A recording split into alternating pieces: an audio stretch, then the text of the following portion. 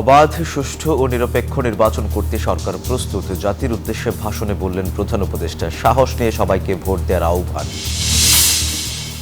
নির্বাচনের সামগ্রিক পরিবেশ ইতিবাচক বলছেন ইইউ পর্যবেক্ষকরা। অংশগ্রহণমূলক ভোটের উপর গুরুত্ব আরোপ।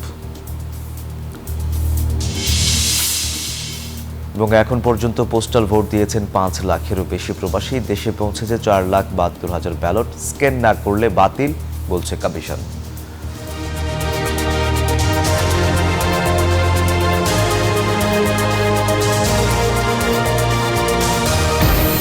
স্বাগত প্রবাসের সংবাদে, আপনাদের সাথে আছি আমি সোহাগ বক্স। দেখছিলেন বিআরবি কেবল সংবাদ শিরোনাম। এবার বিস্তারিত। সুষ্ঠু শান্তিপূর্ণ নির্বাচনের যাবতীয় প্রস্তুতি সম্পন্ন জানিয়ে প্রধান উপদেষ্টা ডক্টর মোহাম্মদ ইউনূস বলেছেন, এই নির্বাচনের মাধ্যমে দেশের ভবিষ্যৎ রাষ্ট্র কাঠামো নির্ধারিত হবে। জাতির উদ্দেশ্যে দেয়া ভাষণে নির্বাচন ঘিরে একটি চিহ্নিত মহল গুজব ছড়ানোর চেষ্টা করে ব্যর্থ হয়েছে বলে জানান তিনি। সাহস নিয়ে সবাইকে কেন্দ্রে গিয়ে ভোট দেওয়ার আহ্বান জানান। সেই সাথে রাজনৈতিক দলগুলোকে সংঘাত সহিংসতায় না জড়ানোর পরামর্শ দেন তিনি। ভোটের পরে দ্রুত নির্বাচিত সরকারের কাছে দায়িত্ব হস্তান্তর করা হবে বলেও জানান প্রধান উপদেষ্টা।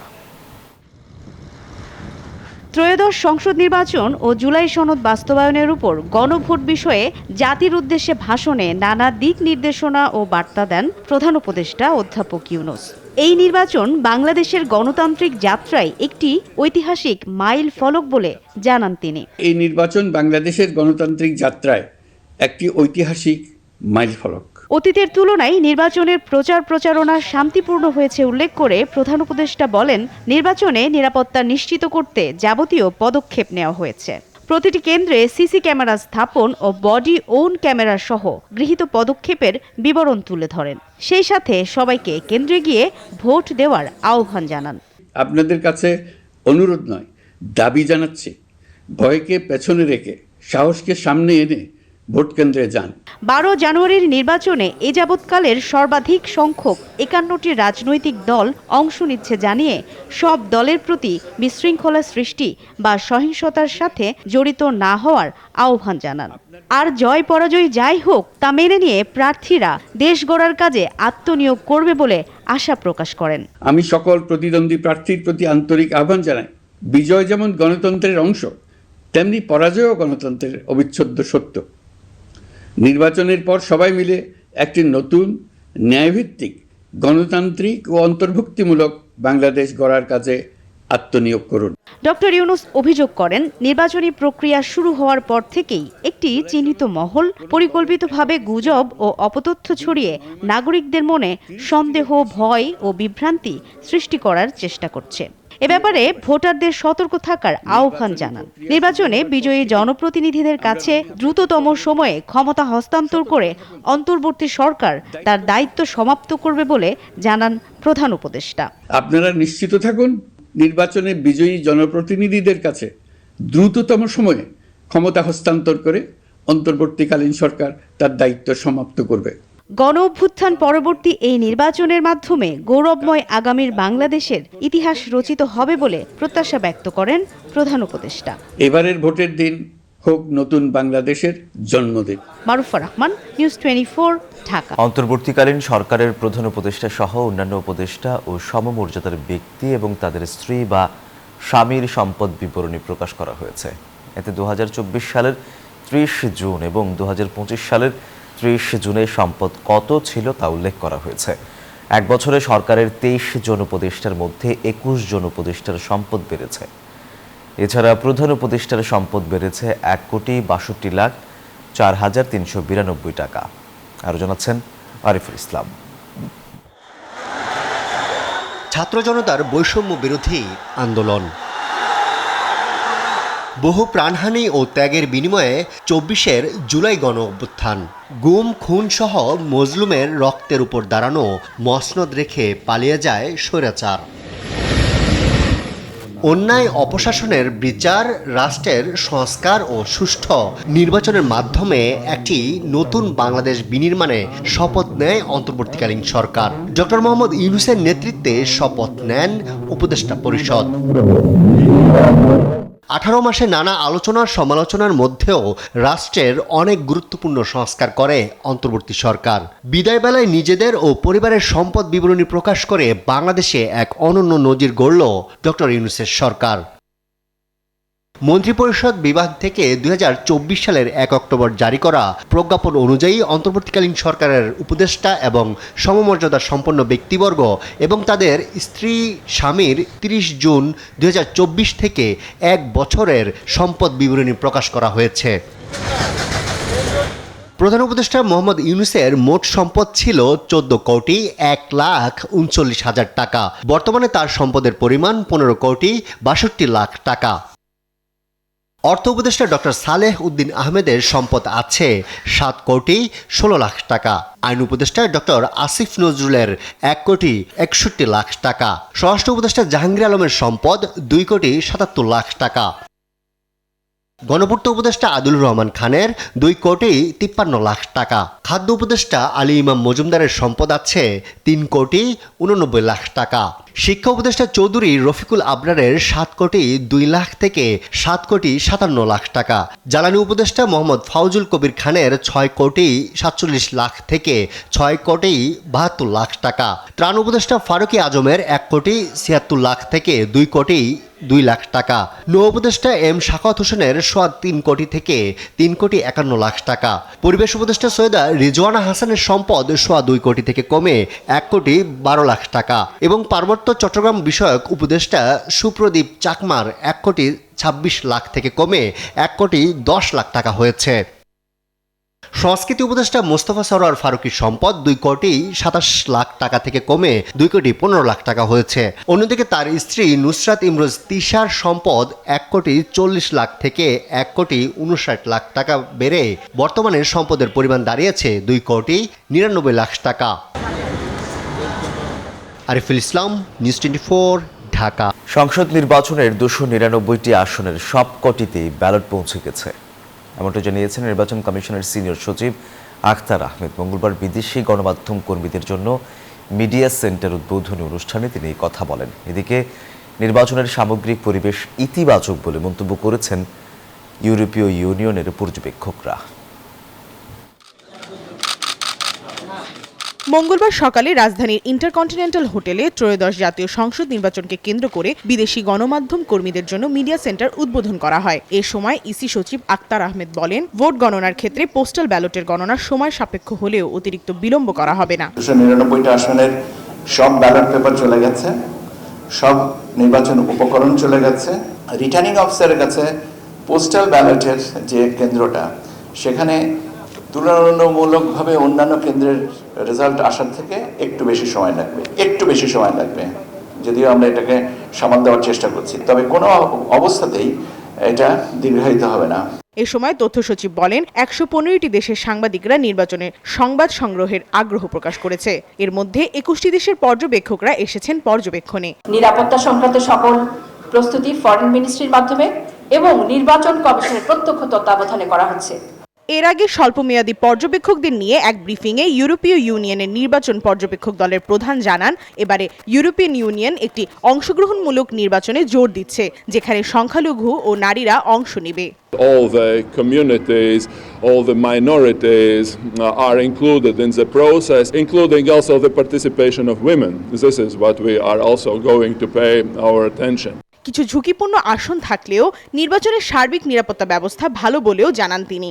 এবারের নির্বাচনে ইউরোপীয় ইউনিয়নের 27টি সদস্য রাষ্ট্রের পাশাপাশি কানাডা, নরওয়ে ও সুইজারল্যান্ডের 200 জনেরও বেশি পর্যবেক্ষক দল কাজ করছে। Of course, there are more risky, less risky districts in the country. State authorities have the situation under control. Prama Chowdhury, news 24, Dhaka. Bangladesh ও যুক্তরাষ্ট্রের মধ্যে বহুল প্রতীক্ষিত পারস্পরিক শুল্ক চুক্তি স্বাক্ষরিত হয়েছে। দীর্ঘ আলোচনার পর সোমবার ওয়াশিংটন ডিসিতে এই চুক্তি সই হয়। বাংলাদেশের পক্ষে চুক্তিতে স্বাক্ষর করেন বাণিজ্য উপদেষ্টা শেখ বশির উদ্দিন ও জাতীয় নিরাপত্তা উপদেষ্টা খলিলুর রহমান।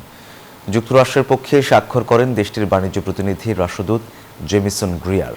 এই চুক্তির ফলে বাংলাদেশের পণ্য রপ্তানির ক্ষেত্রে দেশটির আরোপিত পাল্টা শুল্ক হার 1% কমানো হয়েছে। তাতে বাংলাদেশের পণ্যের শুল্ক হার 20 থেকে কমে 19% হয়েছে। এতে খুশি ব্যবসায়ীরা।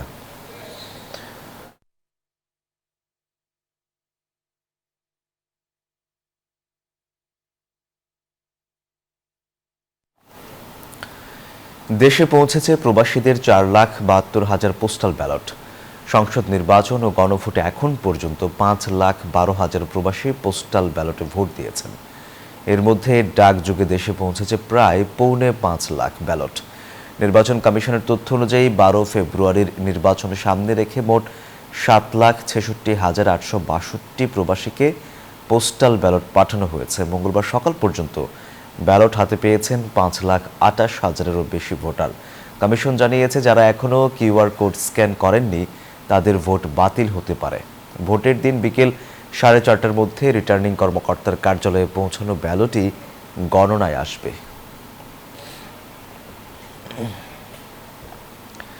দেশের মতো প্রবাসেও বিরাজ করছে নির্বাচনী আমেজ।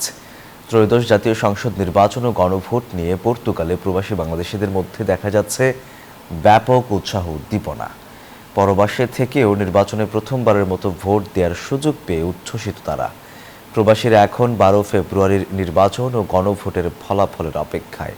তবে যারাই ক্ষমতায় আসুক তারা প্রবাসী বান্ধব সরকার হবে এমন প্রত্যাশা রেমিট্যান্স যোদ্ধাদের। প্রবাসে থেকেও নেতৃত্ব নির্বাচনে নিজেদের রায় জানানোর এমন সুযোগ দেশের রাজনীতিতে ইতিবাচক প্রভাব ফেলবে বলে মনে করেন তারা। আসন্ন সংসদ নির্বাচনে আমরা প্রবাসীরা প্রথমবারের মতো এই পোস্টাল ভোটের মাধ্যমে ভোট প্রদান করেছি। আমরা আশা করছি আগামী সংসদ নির্বাচনে যারা ক্ষমতায় আসবেন তারা প্রবাসী বান্ধব হবেন। জিডি সাহেব নির্বাচনের পথে।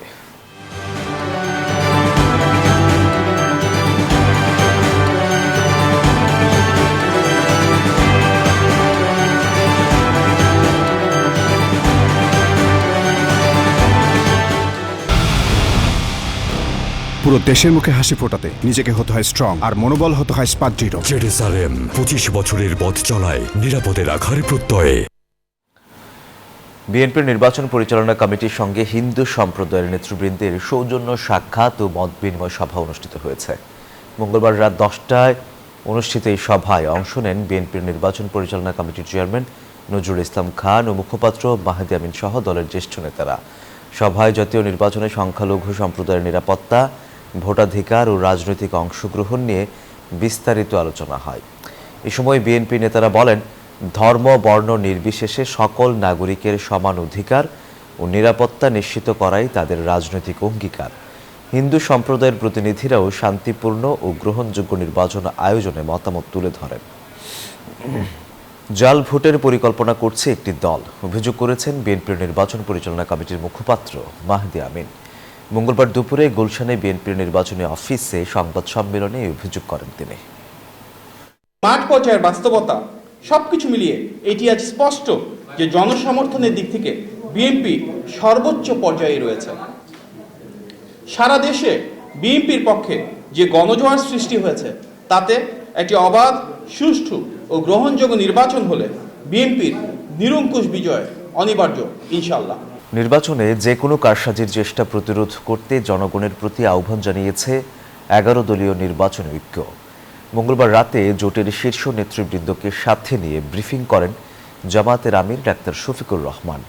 এ সময় ভোট গ্রহণে নিয়োজিত সরকার, কর্মকর্তা ও আইনশৃঙ্খলা বাহিনীর সদস্যদের নিরপেক্ষ ভূমিকা পালনের আহ্বান জানান তিনি। বলেন, সুষ্ঠু ভোটের মাধ্যমে যে সরকার গঠিত হবে সেটিই জনগণের সরকার। নতুন বাংলাদেশ গড়তে ন্যায় ইনসাফের পক্ষে রায় দিবে জনগণ। গণ অভ্যুত্থানের পর কাঙ্ক্ষিত সংস্কার বাস্তবায়নের জন্যই গণভোটে হ্যাঁ ভোটের পক্ষে অবস্থান নিয়েছে 11 দলীয় নির্বাচনী ঐক্য।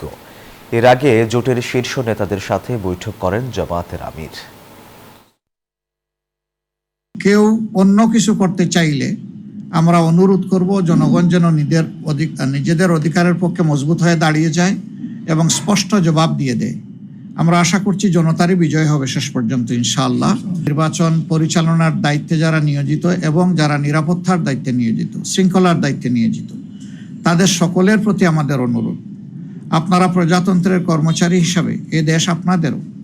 আপনারা ন্যায়নিষ্ঠভাবে, আপনারা নিরপেক্ষভাবে, সুষ্ঠুভাবে আপনাদের দায়িত্ব পালন করবেন।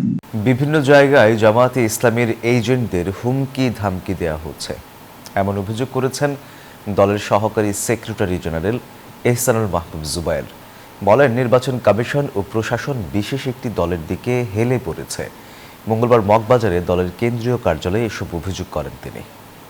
আমরা বিভিন্ন জায়গা থেকে খবর পাচ্ছি যে আমাদের যারা এজেন্ট আছেন তাদেরকে বিভিন্ন ধরনের হুমকি দেওয়া হচ্ছে, দেখে নেওয়া হবে, তাদেরকে লাঞ্ছিত করা হবে, এই ধরনের বিভিন্ন তথ্য আমরা বারবার পাচ্ছি। আমরা এই সমস্ত বিষয়গুলো স্থানীয়ভাবে আইন শৃঙ্খলা বাহিনী এবং ইলেকটোরাল কমিটিতে যারা আছেন তাদেরকে বলেছি।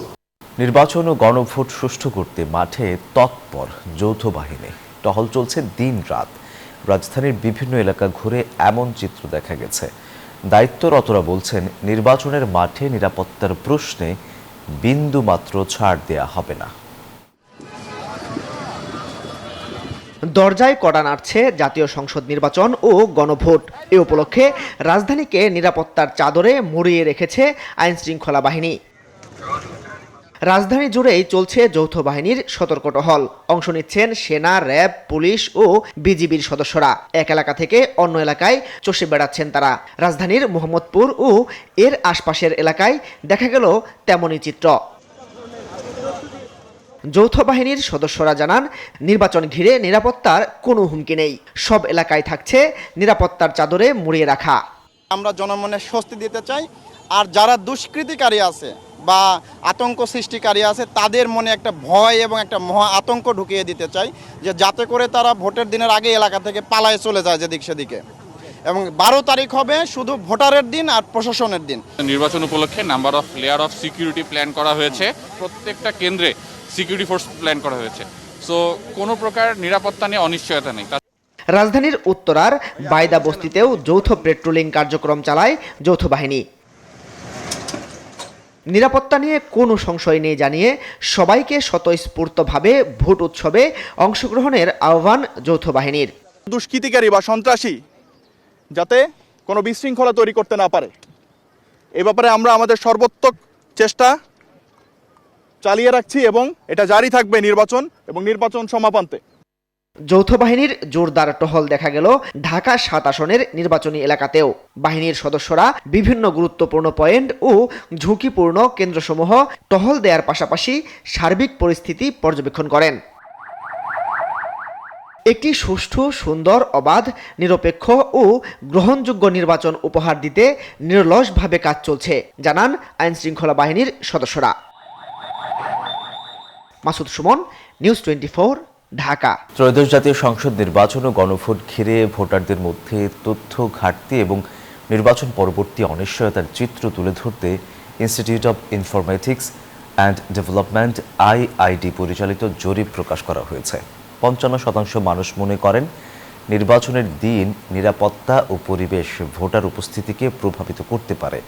এই জরিপ পরিচালনায় তাদের সাথে যুক্ত ছিল IIDর যুব platform youth for policy YFP। জরিপের ফলাফল প্রকাশ অনুষ্ঠানে উপস্থিত ছিলেন IIDর নির্বাহী প্রধান সাইদ আহমেদ, ইউথ ফর পলিসির প্রধান সঞ্জিদা রহমান এবং IIDর সিনিয়র যুগ্ম পরিচালক মারিয়াম তাসনিম। দর্শক, এই ছিল নিউজ 24 প্রবাসী সংবাদে। ধন্যবাদ সবাইকে।